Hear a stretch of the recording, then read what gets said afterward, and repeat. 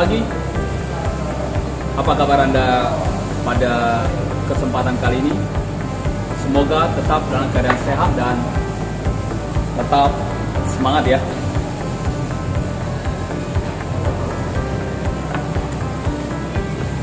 Pada kesempatan ini kembali di YouTube channel kami, High Five Official. Kembali saya ingin berbagi informasi untuk Anda semua yang sedang menyaksikan YouTube kami, High Five Official. Saat ini saya akan berbagi tentang informasi, yaitu wajib pajak yang rugi tidak dikenakan pajak, artinya tidak perlu membayar pajak. Ini cukup menarik sebenarnya, ya. Tetapi memang ini aturan yang berlaku. Perusahaannya yang rugi bagaimana mau bayar pajak? Orang rugi kan begitu. Tetapi bagaimana kita bisa menyampaikan ke KPP, ya dalam hal ini DJP, bahwa saya ini benar-benar rugi gitu loh, ya. Caranya bagaimana? Medianya apa, kan seperti itu. Supaya kita benar-benar juga bayar pajak karena kita dalam kondisi rugi. Ya. Oke, sebelum saya membahas lebih dalam tentang wajib pajak yang rugi, usahanya rugi, tidak dikenakan pajak, jangan lupa Anda subscribe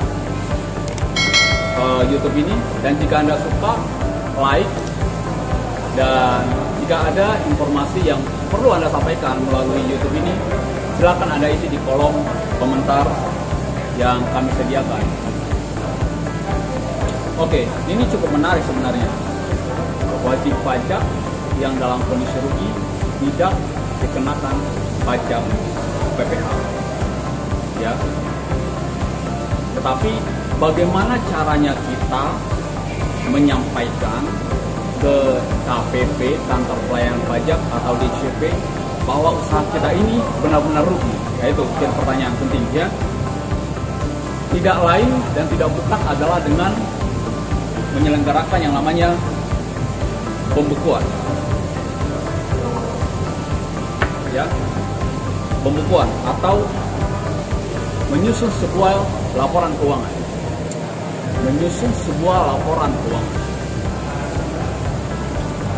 Dengan kita menyusun sebuah laporan keuangan, kita bisa menyampaikan ke KPP bahwa saya mengalami kerugian sebesar ini, ataupun saya profitnya sebesar ini. Ya, karena melalui laporan keuangan inilah, melalui pembukuan inilah, akan kita bisa melihat berapa angka yang sebenarnya.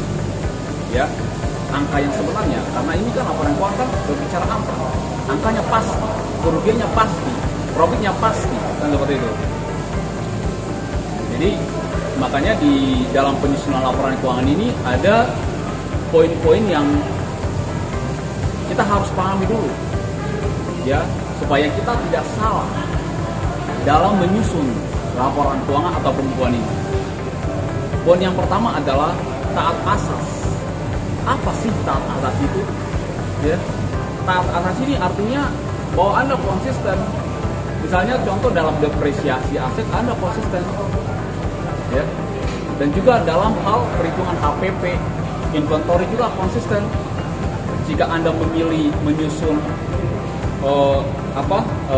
persediaan dalam bentuk FIFO, first in first out, atau LIFO, last in first out, atau average, ya Anda konsisten. Di tahun pertama misalnya 2021 Anda menggunakan FIFO, di 2022 Anda tidak menggunakan FIFO, nggak tiba-tiba bisa langsung berubah, kan seperti itu. Karena ini akan mempengaruhi terhadap HPP atau COGS, kan seperti itu. Makanya konsisten. Yang kedua, Anda menyelenggarakan pembukuan atau laporan keuangan ini menggunakan bahasa Indonesia, ya. Bisa nggak sih Pak Sabar menggunakan bahasa asing dalam bahasa Inggris? Ya bisa, ya.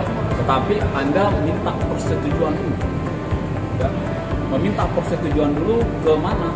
Ke KPP, bahwa Anda mau menggunakan bahasa Inggris, ya, atau dalam bentuk mata uang asing, ya. Dan yang ketiga adalah bahwa laporan keuangan ini disusun setidak-tidaknya mencerminkan berapa total hutang atau kewajiban, modal, biaya, ya. Makanya salah satu kalau kita lihat laporan keuangan ini ada namanya neraca atau balance sheet. Ya, di neraca ini, di balance sheet inilah kita akan bisa melihat berapa aktiva. Ya kan cuma ada dua tuh di balance sheet ya, aktiva sama pasiva. Aktiva harta, pasiva hutang tambah modal, kan seperti itu. Jadi di aktiva ini akan kita melihat berapa asetnya, aktiva lancar, aktiva tidak lancar, kan tercermin itu di aktiva. Kalau di pasiva kan kita bisa melihat utang jangka pendek, utang jangka panjang, modal, bahkan laba ditahan juga kita akan bisa melihat di posisi pasiva. Dan kita bisa melihat di rugi laba juga, yaitu berapa total pembelian, penjualan, biaya-biaya, sehingga kita bisa melihat berapa profit net atau berapa rugi yang diderita oleh si wajib pajak atau bisnis yang kita jalankan. Ini sangat penting supaya kita dalam menyampaikan laporan keuangan ke KPP juga tidak salah, ya, tidak salah. Jadi karena sesuai dengan undang-undang perpajakan yang diatur di dalam KUP, ketentuan umum dan tata cara perpajakan nomor 16 tahun 2009 di pasal 28 dan ayat 1 dan pasal 28 ayat 2 tentang kewajiban dalam menyelenggarakan pembukuan atau penyusunan laporan keuangan.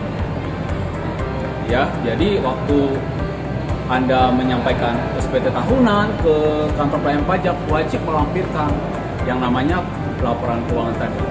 Ya, secara internal juga menurut saya ini memang sangat penting, bukan hanya karena untuk kepentingan perpajakan juga, tapi di internal perusahaan kita, di bisnis kita juga ini sangat penting. Kenapa? Supaya kita tahu angka pasti, ya itu.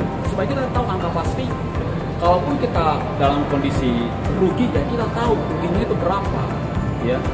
Kalaupun kita profit, ya profitnya itu di angka berapa, kan seperti itu. Jadi ada angka pasti, ada sesuatu angka yang bisa kita dapatkan dengan menyusun laporan keuangan itu. Ini sangat penting, ya. Ini sangat penting, sehingga saya menyarankan untuk para bisnismen juga anak-anak muda untuk menyusun sebuah laporan keuangan, ya, sesuai dengan standar akuntansi keuangan dan juga tidak boleh bertentangan dengan peraturan perpajakan. Demikian sharing yang bisa saya bagikan untuk kita pada kesempatan ini. Saya berharap semoga informasi ini bisa bermanfaat untuk Anda yang sedang menjalankan usahanya saat ini. Saya berharap melalui YouTube yang saya bagikan ini semakin banyak para bisnismen dan juga masyarakat Indonesia yang teredukasi. Prinsipnya seperti itu, mengedukasi masyarakat Indonesia ini sehingga semakin mendapatkan informasi yang jelas dan tahu bagaimana cara menjalankan bisnis di Indonesia dengan baik. Demikian yang bisa saya sampaikan. Terima kasih untuk kita semua dan tetap semangat dan sukses untuk kita bersama. Terima kasih.